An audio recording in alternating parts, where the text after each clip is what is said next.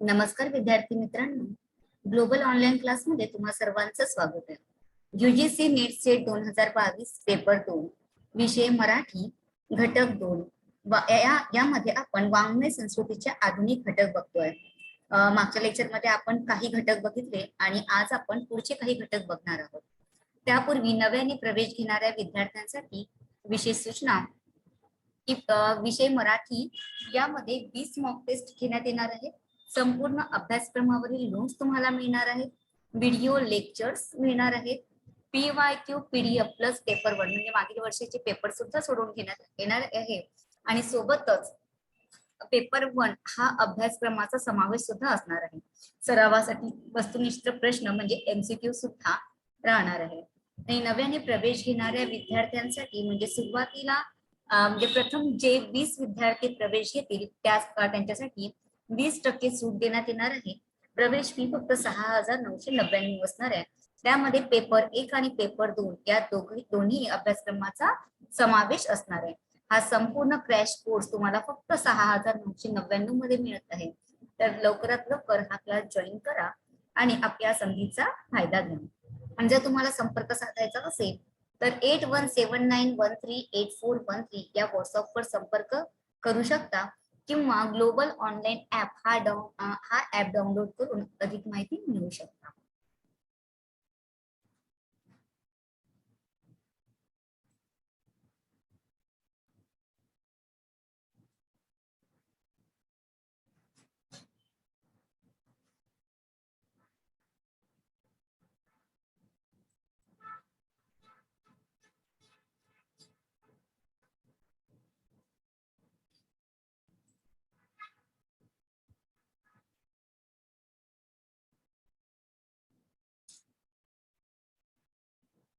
Good afternoon.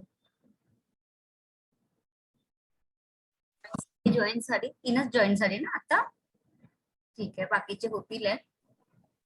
Good afternoon ma'am. Good afternoon. मागच्या lecture मध्ये आपण आधुनिक घटक बघितले होते. काही झालेले होते 7 घटक आणि आता आपण सोमरचे घटक बघणार आहोत. ओके, आता त्यातला सोमरचा घटक आहे वितरण. 5 मिनिटं वाट बघायची की स्टार्ट करूया? तोपर्यंत येतील आहे ना?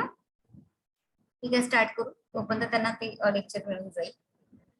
वितरण हा आपण एक घटक बघतो आहे. तर वितरण म्हणजे काय की आतापर्यंत आपण प्रकाशक बघितले, लेखक बघितले है ना, पुस्तक बघितले. मग याकरता आपण जे पुस्तक छापतो, ग्रंथ छापल्या जातं, मग त्यात ते पुस्तक तिथल्या तिथेच राहणार नाही, तर मग त्याला आपण काय करतो, वितरित करीत असतो.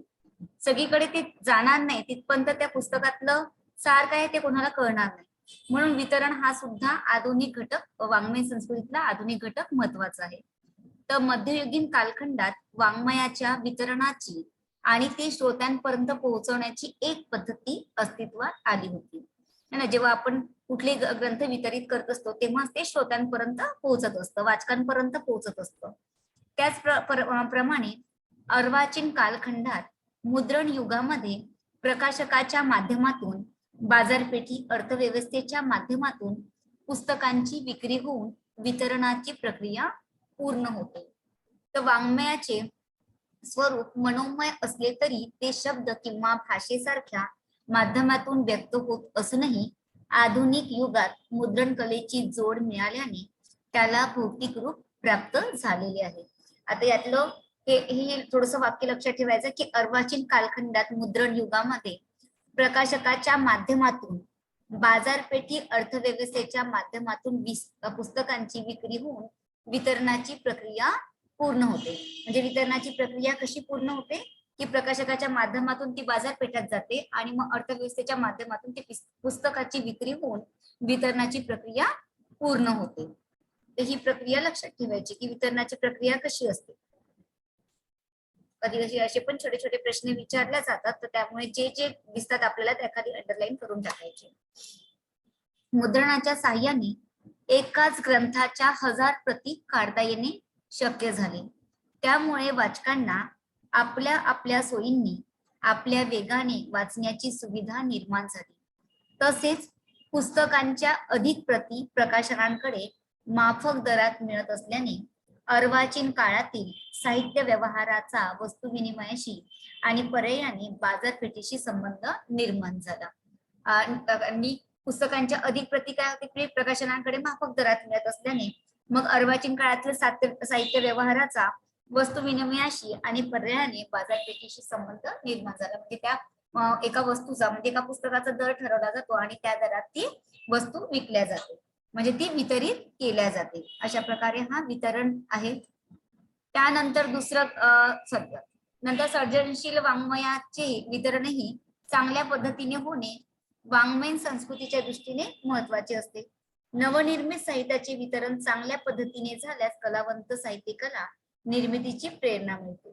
एखादं साहित्य कोणाचं जास्त खप होत गेला किंवा वितरित होत गेलं तर मग साहित्यकाला अजून वाटतं की आपण अजून नवीन साहित्य तयार केलं पाहिजे. तर त्याला नवीन नवीन प्रेरणा मिळत असते की नवीन नवीन साहित्य निर्माण करण्याचा प्रेरणा मिळत असते. तर परिणामी वाङ्मयीन संस्कृतीच्या वाढीस हातभार लागतो. पण आजच्या पुस्तकाच्या विक्री व्यवहाराबाबत तर न बोललेलं बरं. तर तुम्ही पुस्तक छापलं, त्याची किंमत समजा 100 रुपये ठेवली आणि वितरकाकडे गेला तर तो पुस्तक 3 रुपयापासून मागतो. आणि काही वितरक आहे की जे नुसता कचरा गठ्ठ्यात बांधतात, जाहिरात करतात, 90% कमिशन आणि 80% कमिशन सार्वजनिक वाचनालयवाले तेथूनच खरेदी करतात. त्यांना अनुदानात गाळपाट मारायचं असतं आणि वाचनालयात कचरा आला की रद्दी याबाबत त्यांना देणे घेणेच नाही. आपली मिळकत झाली बस. अशा वाचनालय परिसरात कोणतेही वाङ्मयीन संस्कार होत नाही. म्हणजे जेव्हा जास्त प्रकारात जर चांगल्या मूल्यांनी जर वितरित होत गेले तरच ते साहित्यकाला त्याचा लाभ होईल, है ना. आणि नवीन नवीन साहित्य निर्मिती करण्यास प्रेरणा होईल. पण काही काही भागात जे वितरण आहे जास्त प्रमाणात होत नाही, त्यामुळे त्याचा खप हा कमी होत असतो. त्यानंतर आहे समीक्षा. तर समीक्षक हा ग्रंथाचे मूल्य ठरवणारा, त्याचा दर्जा निश्चित करणारा एक तज्ञ वाचक होय. समीक्षा म्हणजे ना एखादे पुस्तक वाचलं जातं आणि त्यावरती समीक्षा केली जाते, म्हणजे टीका टिप्पणी केली जाते, त्याला समीक्षा असं म्हणतात. तर या तज्ञ वाचकाच्या समीक्षेचा लेखकाच्या लेखनावर आणि वाचकाच्या वाचनाभिरुचीवर परिणाम होऊ लागला. म्हणजे त्याच्यामध्ये जर एखादा वाचक असेल, त्याच्यातून त्याला कोणती गोष्ट आवडली नाही तर तो लगेच तत्काळ सांगत असतो की नाही, या गोष्टीमध्ये या त्रुटी दिसून येतात. म्हणजे त्रुटी निर्माण करणं म्हणजे समीक्षा. तर वाचकाला समीक्षा लेखकातून उपलब्ध होऊ लागल्या. या सर्व परिस्थितीमुळे वाङ्मयीन संस्कृतीत ते प्रकाशक, ग्रंथ विक्रेता, ग्रंथालये या संस्था, लेखक व समीक्षक यांचे लेखन व्यवहारही या संस्था आणि लेखक व समीक्षक यांचे लेखन व्यवहारही कमी अधिक प्रमाणात वाचकाभिमुख झाले. कारण की वाचकावरच यांचं लेखन अवलंबून असतं. वाचकाला वाचनासाठी काय हवे, त्याच्या वाचना गरजा काय आहेत, त्याचा विचार अनेक लेखक करू लागले. त्यामुळेच वाचकाच्या वाचन गरजा भागवणाऱ्या अनेक प्रकारच्या वाङ्मयाची निर्मिती होऊ लागली. त्याबरोबरच वाचकाला काय आवडते याचा मला विचार करण्याची गरज नाही. मला जे अभिव्यक्त करावेसे वाटते ते करणे मला महत्वाचे वाटते. वाचकाला वाटले तर तो माझे लेखन वाचील, अशी वाचक निरपेक्ष भूमिका वाचन संस्कृतीच्या अस्तित्वामुळे काही लेखकांना घेता येऊ लागली. त्यामुळे वाचक निष्ठेऐवजी अनुभवनिष्ठा काही लेखकांना राखता आली. प्रत्येक जण आपल्या अनुभवानुसार लेखन करू लागले.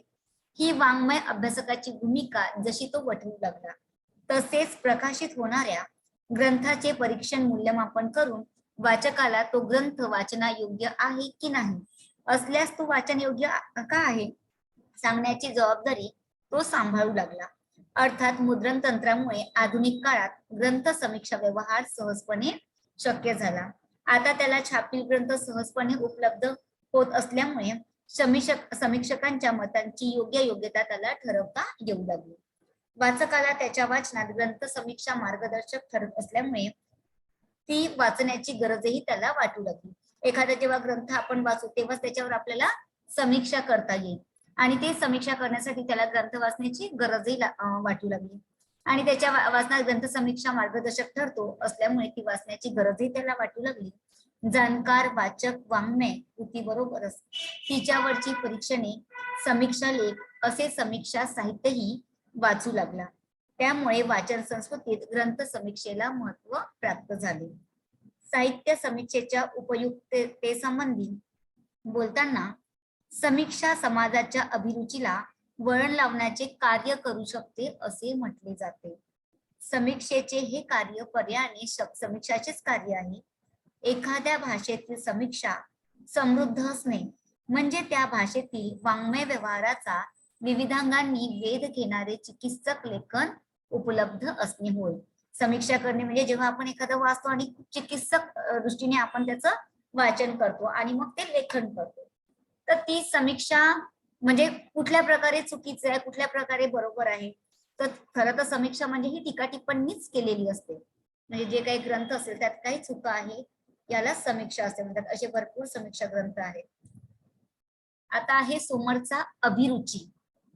अभिरुची म्हणजे विशिष्ट समाजाची विशिष्ट काळातील साहित्यविषयक आवड निवड असे ढोबळ मनाने म्हणता येईल. म्हणजे प्रत्येकाची आवड निवड ही वेगवेगळी असते ना, अभिरुची ही वेगवेगळी असते. तर कुठल्याही एक जिन्सी भाषिक संस्कृतीत एकच एक वाङ्मयीन परंपरा अस्तित्वात असते. अशा संस्कृतीत वाङ्मयीन परंपरेशी संलग्न असलेल्या अभिरुचीच्या चौकटीत सामाजिक स्तराप्रमाणे आणि व्यक्तिपरत्वे अभिरुची भेद असू शकतात. परंतु एखादी भाषिक संस्कृती जर दुभंगलेली असेल तर तिथे संस्कृतीच्या प्रत्येक भागाची वेगवेगळी वाङ्मयीन परंपरा आणि तत्संलग्न अभिरुची अस्तित्वात येऊ शकते. इंग्रजी राजवटीमुळे आपल्या संस्कृतीत दोन सांस्कृतिक स्तर अस्तित्वात आले. आपली संस्कृती नागर आणि ग्रामीण अशा दोन स्तरात विभागली गेली. नागर म्हणजे शहरी विभाग, ग्रामीण म्हणजे खेडे भाग, म्हणजे अशा दोन भागात स्तरात विभागली गेली. त्यामुळे इंग्रजी राजवटीच्या प्रस्थापनेपासून म्हणजे आधुनिक काळापासून मराठी भाषेत दोन वाङ्मयीन परंपरा आणि तत्संलग्न अभिरुचीची दोन चौकटी अस्तित्वात आल्या. इंग्रजी राजवटीपूर्वी आपली संस्कृती एकजिन्सी असल्यामुळे मराठी भाषेची एकच एक वाङ्मयीन परंपरा तिच्याशी निगडीत अभिरुचीची एकच एक चौकट अस्तित्व होती. वाङ्मयीन अभिरुचीच्या वा चौकटीत सामाजिक स्तराप्रमाणे आणि व्यक्तीप्रमाणे अभिरुची भिन्नच होते. आधुनिक असलेल्या पाश्चात्य संस्कृतीच्या आगमनानंतर तिच्या प्रभावातून आपल्याकडे एक वेगळी शहरी संस्कृती निर्माण झाली. पाश्चात्यांच्या आगमनामुळे प्रत्येकांमध्ये बदल होऊ लागला आणि मग संस्कृतीच्या आगमनानंतर तिच्या प्रभावातून आपल्याकडे एक वेगळी शहरी संस्कृती निर्माण झाली. त्यामुळे त्यापूर्वी असलेली सलग अखंड संस्कृती दुभंगली गेली आणि शहरी व ग्रामीण असे दोन भिन्न स्तर आपल्या संस्कृतीत अस्तित्वात आले. पाश्चात्य जीवन पद्धती आणि मूल्य व्यवस्था स्वीकारलेला एक नवा शहरी वर्ग तयार होत गेला. या शहरी नवशिक्षित समाजाने आपली वाङ्मयीन परंपरा टाकून देऊन आपले एक वेगळे वाङ्मय निर्माण केले. हे वाङ्मय पाश्चात्य वाङ्मयाच्या वळणाचे होते. 19व्या शतकात या वाङ्मयाची नवी परंपरा घडत गेली. या आधुनिक वाङ्मयाच्या परंपरेला आपण नागर वाङ्मयीन परंपरा म्हणू. 19व्या शतकात जी नवी परंपरा निर्माण झाली आणि ती घडत गेली, तर या आधुनिक वाङ्मयाच्या परंपरेला काय म्हटलं जातं? नागर वाङ्मयीन परंपरा म्हटल्या जातं. म्हणजे शहरी. नागर म्हणजे काय होतं? शहरी. तर इंग्रजी राजवट आल्यानंतर सर्व परिस्थिती बदलली. केवळ सत्तांतर न होता एका वर्गापुरते तरी ते संस्कृतांतर होते. या काळातील नागर लोकांची प्रामुख्याने ही समजूत झाली होती की आपली वाङ्मय परंपरा आणि अभिरुची मागासलेली असून आपण तिचा विकास केला. म्हणजे पाहिजे ही त्या काळातील सर्व स्वीकृत भूमिका प्रातिनिधिक स्वरूपात म कुंटे यांच्या लेखनात स्पष्टपणे उभारली. यातून इंग्रजी रोमॅन्टिसिझमचाही प्रभाव आपल्या काव्यावर पडला. त्यातून केशवसूत, गोविंदाग्रज यासारख्या कवींनी प्रेम कविता, निसर्ग कविता, सामाजिक कविता लिहिलेल्या आहे आणि पाश्चात्यांचा प्रभाव आपल्यावर पडलेला आहे आणि त्यातूनच साहित्य निर्माण झालेलं आहे. त्यानंतर आहे वाङ्मयीन संस्था. आधुनिक काळात हेतुपूर्वक वेगवेगळ्या वाङ्मयीन संस्थांची निर्मिती करण्यात संयुक्त महाराष्ट्राच्या स्थापनेनंतर संयुक्त महाराष्ट्राचे पहिले मुख्यमंत्री कै यशवंतरावजी चव्हाण यांनी मराठी भाषा व संस्कृती मंडळाची स्थापना केली. हे पण लक्षात ठेवायचं आहे की यशवंतराव चव्हाण, कैवल्यवासी यशवंतराव चव्हाण यांनी मराठी भाषा साहित्य व संस्कृती मंडळाची स्थापना केली. असे छोटे छोटे येतात, ते पण लक्षात ठेवायचं. आणि हे पण लक्षात ठेवायचं की वाङ्मयीन संस्थांची निर्मिती करण्यात संयुक्त महाराष्ट्राच्या स्थापनेनंतर संयुक्त महाराष्ट्राचे पहिले मुख्यमंत्री कोण आहेत? यशवंतराव चव्हाण, आणि यांनी भाषा साहित्य व संस्कृती मंडळाची स्थापना केली. वाङ्मयीन संस्था आणि वाचक रसिक ज्या वाङ्मयीन प्रसारणाचे काम करतात आणि त्यामधून जे सांस्कृतिक संवर्धन होते ते लेखकाच्या दृष्टीने फार मोलाचे असते. परंतु या संस्थाच्या कार्याला सध्या फार उत्सवी स्वरूप आले आहे. मराठीतील साहित्य संमेलने हे त्याचे एक ठळक उदाहरण. अर्थपूर्ण, सखोल आणि गंभीर असे वाङ्मयीन अभिसरण करण्याऐवजी निरर्थक, उथळ आणि व्यापारी पद्धतीचे कार्यक्रम करण्यात या संस्था रमलेल्या दिसतात. आपले निश्चित वाङ्मयीन उद्दिष्ट काय याचा या संस्थांना विसर पडलेला आहे की काय असा प्रश्न पडतो. आणि खरी अस्वस्थ करणारी गोष्ट म्हणजे लेखकाला अशा उत्सव समारंभाचा मोह पडतो. सर्वसामान्य रसिक, त्यांचा बनलेला समुदाय व त्यांच्या संस्था उत्सवप्रिय असणे हे समजण्यासारखं आहे. ही प्रवृत्ती सम्राट अशोकाने जवळपास 2000 वर्षापूर्वी नोंदवून ठेवलेली आहे. त्यानंतर आहे महामंडळे. वाङ्मयीन संस्था झाल्या आणि त्यानंतर आहे महामंडळे.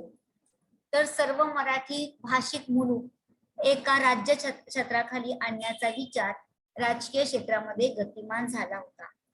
त्या विचाराला बळ देण्यासाठी आणि मराठी भाषा व साहित्य या संदर्भातील समान प्रश्नांची सोडवणूक करण्यासाठी अखिल भारतीय मराठी साहित्य परिषदेच्या वेगवेगळ्या मराठी साहित्य संस्थांना एकत्र आणण्याचे आणि सर्वांचे मिळून एक प्रातिनिधिक संस्था स्थापन करण्याचे प्रयत्न सुरू झाले. त्या प्रयत्नांची परिणती 1951 मध्ये सर्व साहित्य संस्थांच्या प्रतिनिधींची मिरज येथे बैठक घेण्यात आली. या सर्व साहित्य संस्थांची कुठे बैठक घेण्यात आली? मिरज येथे. म्हणजे एक प्रतिनिधिक संस्था स्थापन करण्याचे प्रयत्न सुरू होते आणि ही प्रतिनिधिक संस्था स्थापन करण्यासाठी 1951 मध्ये साहित्य संस्थांच्या प्रतिनिधींची मिरज येथे बैठक घेण्यात आली आणि याचे अध्यक्षस्थान कोण होते? कवी अनिल होते. अध्यक्षस्थानी कवी अनिल होते आणि या बैठकीत सर्व संस्था मिळून संघ संस्था मराठी साहित्य महामंडळ या नावाने स्थापन करण्यात आली. कुठल्या नावाने स्थापन करण्यात आली? मराठी साहित्य महामंडळ. या सर्व संस्थांना एकत्र आणण्याचे आणि सर्वांना मिळून एक प्रातिनिधिक संस्था स्थापन करण्याचे जे प्रयत्न सुरू झाले ते प्रयत्न 1991 मध्ये सर्व प्रतिनिधींची बैठक घेण्यात आली. कुठे घेण्यात आली? मिरज मध्ये. आणि त्याचे अध्यक्षस्थान कोणी हे केले होते? कवी अनिलांनी. आणि या सर्व बैठकीत सर्व संस्था मिळून कोणती संस्था स्थापन झाली? मराठी साहित्य महामंडळ या संस्था स्थापन करण्यात आली. आणि या संमेलनांचे वगैरे प्रश्न भरपूर वेळा येतात नेट सेटला ना? येतात. आणि काढून पण देणार आहे तुम्हाला कुठली साहित्य संमेलने कोणत्या वर्षी भरली. हो मॅम. ठीक आहे, कारण की याच्यावर येतातच. म्हणूनच मी जे जे शिकवताना दिसतात ते मी तुम्हाला सांगतच आहे.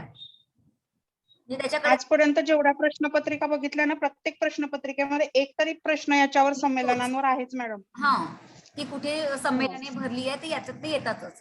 ठीक आहे, म्हणूनच मी आता त्याला मी टिक करूनच देते तुम्हाला आणि तसे एक्स्ट्रा देणारच आहे. कारण की भरपूर साहित्य संमेलने असल्यामुळे.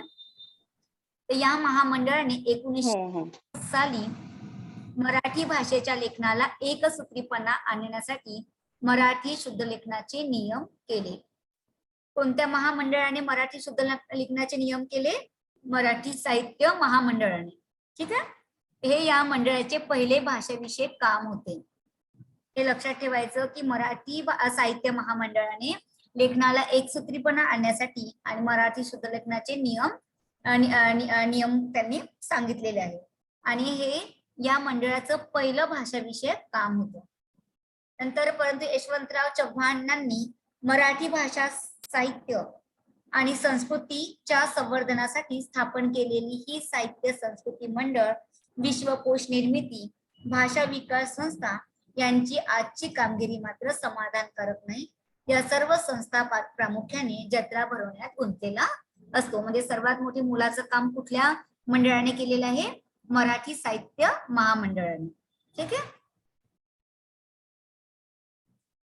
त्यानंतर आहे संस्थांना एकत्र आणून हे झाले. नंतर आहे संमेलने. आधुनिक काळात मराठी साहित्याच्या विकासासाठी साहित्य संमेलने भरवली जाऊ लागली.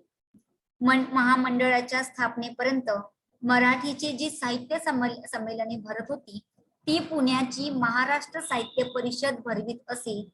या संमेलनाला मराठी साहित्य मंडळाने काम सुरू केल्यानंतर शक्यतो दरवर्षी एक साहित्य संमेलने भरवावे असा निर्णय झाला. त्यानंतर मग कुठे जी साहित्य संमेलने, मग आता ही साहित्य संमेलने कुठे भरण्यात आली? पुण्याला. महामंडळाच्या स्थापनेपर्यंत मराठीची जी साहित्य संमेलने भरत होती ती पुण्याची मराठी साहित्य परिषद भरवीत असे. ठीक आहे. कोण भरवत असेल? ते पुण्याची महाराष्ट्र साहित्य परिषद असे. या संमेलनाला महाराष्ट्र साहित्य महामंडळाने काम सुरू केल्यानंतर शक्यतो दरवर्षी एक साहित्य संमेलने भरवावे असा निर्णय झाला. त्यातून 1965 मध्ये हैदराबाद येथे जे 46वे साहित्य संमेलन झाले ते महामंडळाचे पहिले अखिल भारतीय साहित्य संमेलन होते. कुठलं होतं? 1965 मध्ये हैदराबाद येथे 46वं साहित्य संमेलन जे झालं ते महामंडळाचं पहिलं अखिल भारतीय साहित्य संमेलन होतं. ठीक आहे.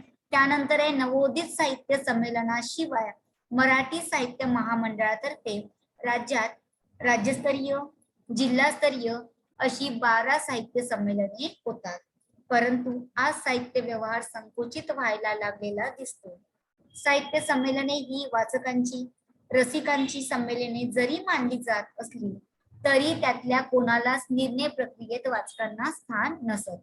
ज्या शहरात संमेलने भरत तिथल्या वाचक गटांना या बाबतीत विचारलं तरी जातं का? तर त्या संमेलनाला त्यांनी भरभरून प्रतिसाद द्यावा अशी अपेक्षा असते. वाचकांनी यावं, पुस्तक विकत घ्यावं, कार्यक्रम ऐकावं हे सगळं अपेक्षित असतं. आपण बरेच ते सेमिनार वगैरे केले असेल है ना, तर त्याच्यामध्ये काय असतं? आपण फीज भरत असतो, त्यांची संमेलन म्हणजे ऐकत असतो आणि पुस्तकांचं पण भरलेलं असतं, मेळावा भरलेला असतं, त्याचं पुस्तक सुद्धा आपल्याला घ्यावं लागतं अशी अपेक्षा केली जाते. तर कार्यक्रम ऐकावं हे सगळं अपेक्षित असतं. पण त्या निर्णय प्रक्रियेत त्यांना स्थान असतं का? याचं उत्तर नाही असंच होतं. आज या साहित्य संमेलनाच्या पाठीमागे राजकीय हेतू असलेला दिसतो. तसेच ही अखिल भारतीय साहित्य संमेलने भरतात.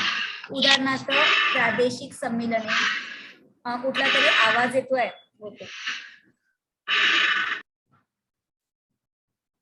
प्रादेशिक संमेलने कुठल्या येते? विदर्भ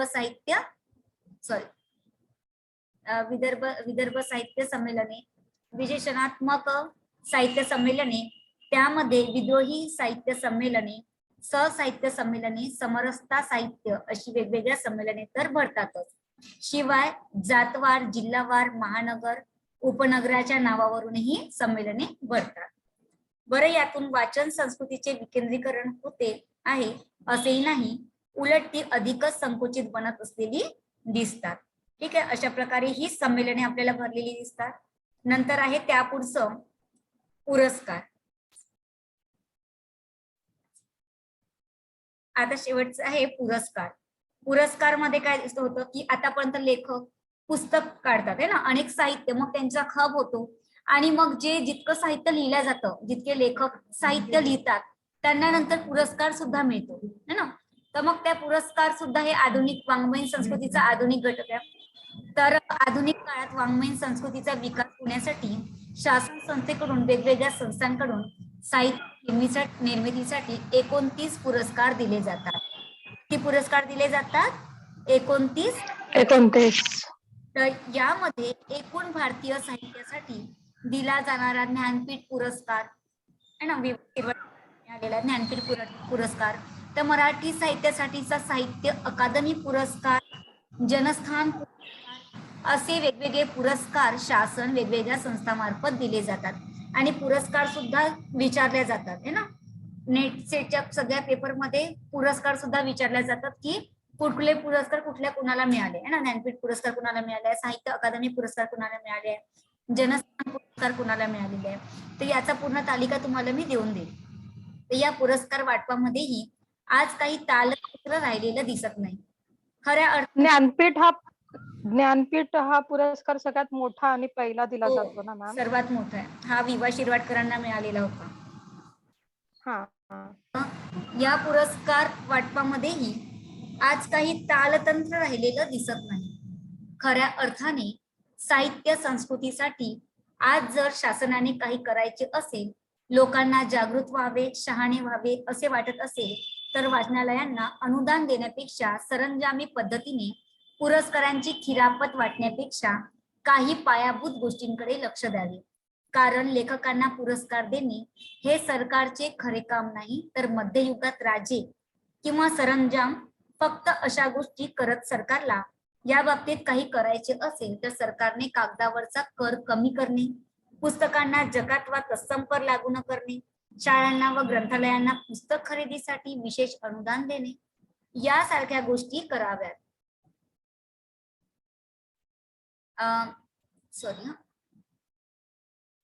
ग्रंथ खरेदीसाठी अनुदान देणे यासारख्या गोष्टी कराव्यात.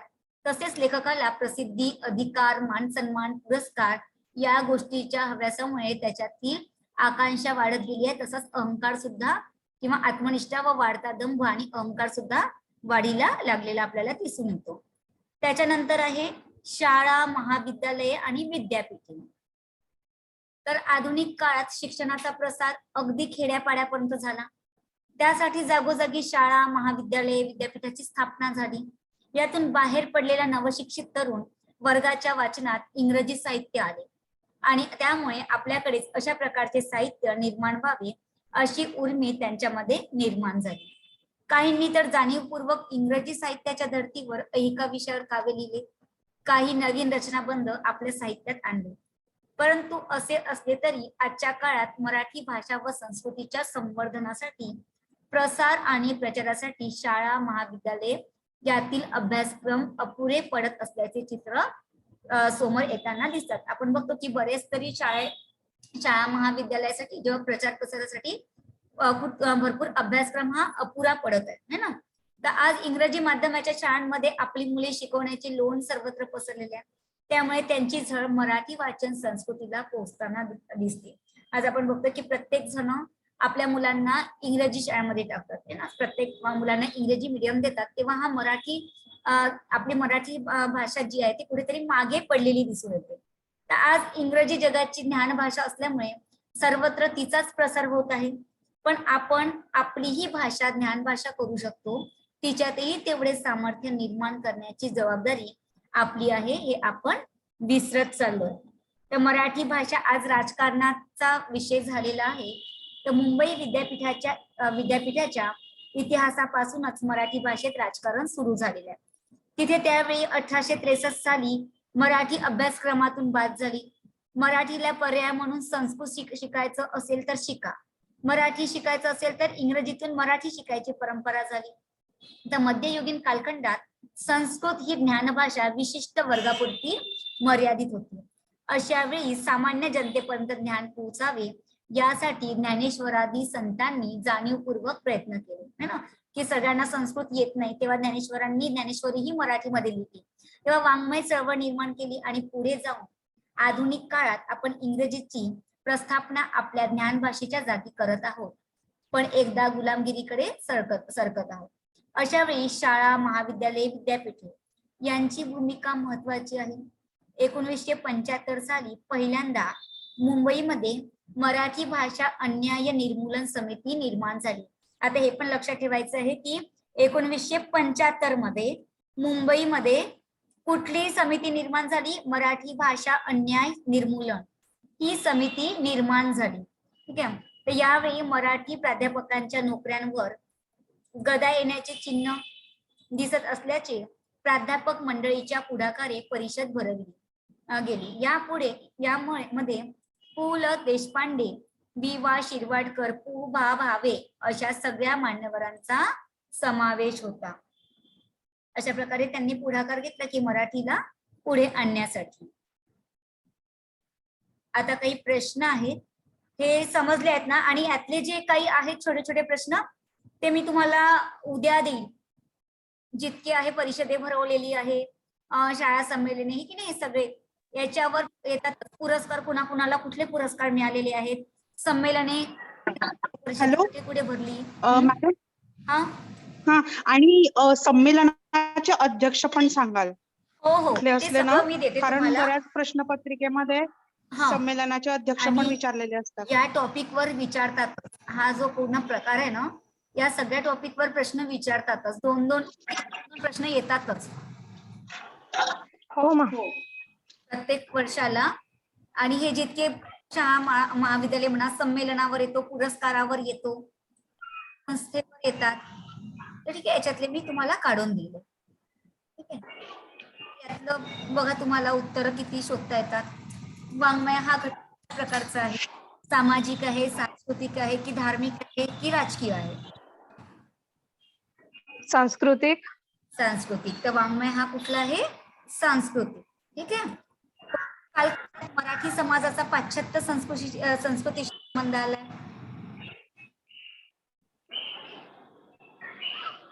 प्राचीन आलाय, की अर्वाचीन आलाय, की मध्ययुगीन आलाय, की अश्मयुग आलाय? मध्ययुगीन. नाही, मध्ययुगीन मध्ये पाश्चात्य संस्कृतीचा कसा संबंध आलेला आहे? नाही. अर्वाचीन मध्ये.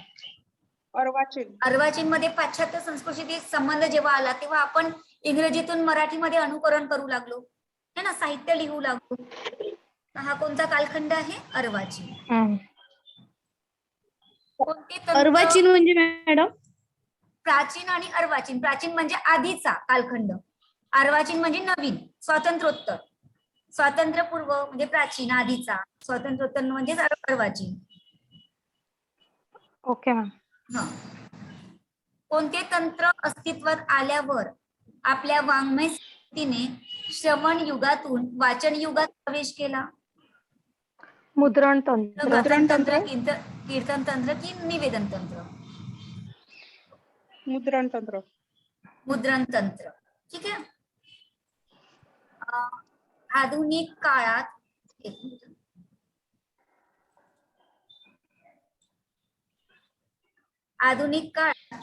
वाचण्यासाठी साहित्य ही कल्पना निर्माण झाल्याबरोबर साहित्याचे नाते कोणत्या कौशल्याशी निगडीत झाले? श्रवण, भाषण, संवाद, लेखन, वाचन? लेखन वाचन. लेखन वाचन है ना. जेव्हा वाचण्यासाठी साहित्य आलं, मग आपण काय केलं? साहित्य आल्यावर त्याच्यावर समीक्षा पण करू लागलो ना, म्हणजे लेखन पण आलं त्याच्यावर. ठीक आहे. कोणत्या वाङ्मय प्रकाराचा विकास प्रामुख्याने लघु नियतकालिकांच्या माध्यमातून झाला? कथा. कादंबरी. लघु नियतकालिक. कोणत्या वाङ्मय प्रकाराचा विकास लघु नियतकाल माध्यमातून झालेला आहे? कथा. नवीन कथा निर्माण झाल्या ना. हो.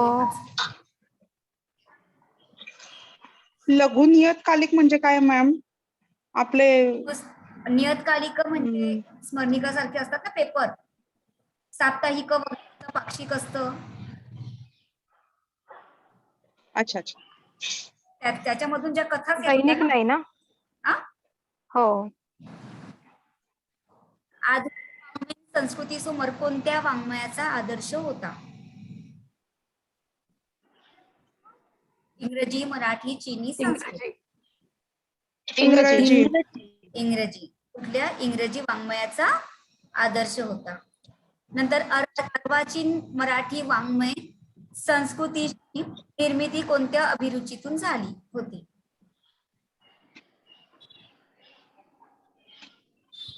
संपादक, समीक्षक, समीक्षक, अर्वाचीन वरचा मराठी प्रश्न आहे वाङ्मय 7वा. निर्मिती कोणत्या अभिरुचीतून निर्माण झाली होती? अभिरुचीतून हो सॉरी, नवशिक्षिकांच्या नवशिक्षिकांच्या, संतांच्या, शाहिरांच्या की पंडितांच्या? नवशिक्षितांच्या नवशिक्षिकांच्या. ठीक आहे. आधुनिक काळात कोणामार्फत लेखकाच्या साहित्याचा बाजारपेठेशी संबंध येतो? संपादक, वाचक, प्रकाशक, समीक्षक. संपादक, प्रकाशक नाही, आणि प्रकाशकासोबत आहे ना? मध्ये कन्फ्युजन. प्रकाशक. प्रकाशक. ओके. लेखक कोणाकडे देतो? प्रकाशकाकडेच देतो ना, हे की नाही? हो हो, मॅम, हो. प्रकाशक, एस्टॅब्लिश. छापील साहित्य उपलब्ध झाल्यामुळे वाचकाला कुणाच्या मतांची योग्यता ठरवता येऊ लागली? संपादक, प्रकाशक, समीक्षक, शासन. समीक्षक समीक्षक. समीक्षक. कळले हे सगळे आता? हे इतके अजून ते जास्त हो मॅम. देईल मी, पण हा इतका आपल्या आता आपण जे शिकलो आपण त्याच्यावर हे 8-9 प्रश्न आहेत. तर त्याच्यावर तुम्हाला स्वतः काढता आले म्हणजे तितकं कळलंय.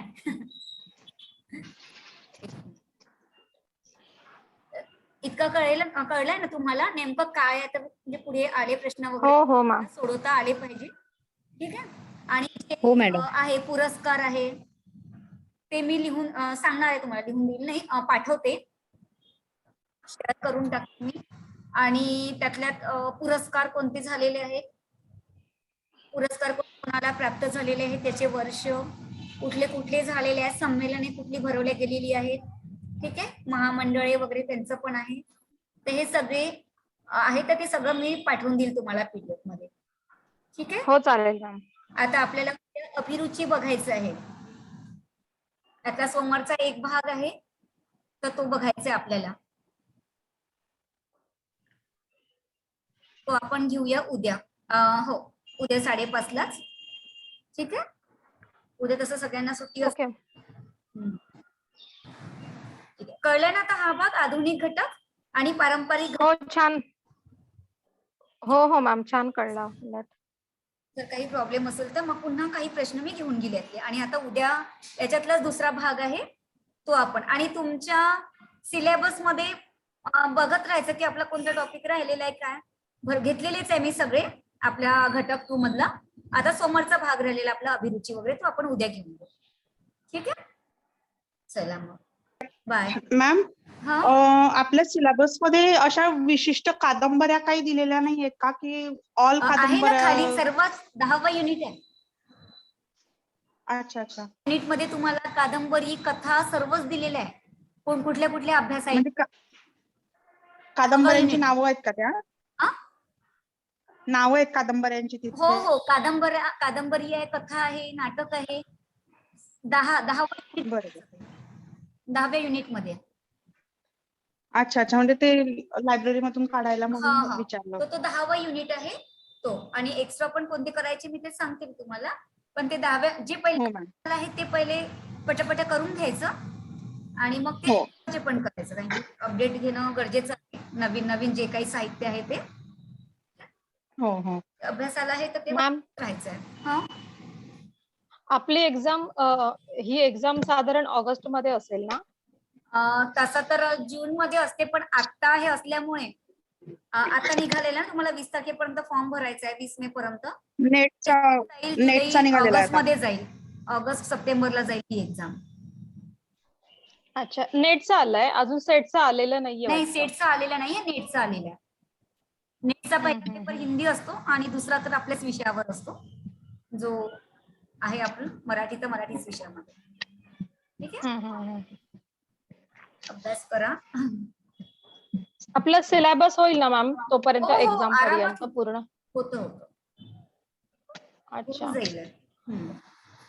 आणि मग तुम्ही मॉक टेस्ट वगैरे कधी देणार 100 मार्क्स 200 मार्क्सची सांगितलंय ना? मी सरांना, पाठवलेलं आहे, ते देतील आहे.